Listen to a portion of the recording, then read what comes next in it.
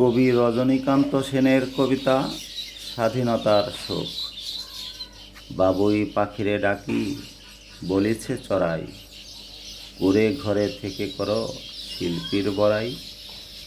আমি থাকি মহা সুখে অট্টালিকা পরে, তুমি কত কষ্ট পাও রোদ বৃষ্টি ঝরে।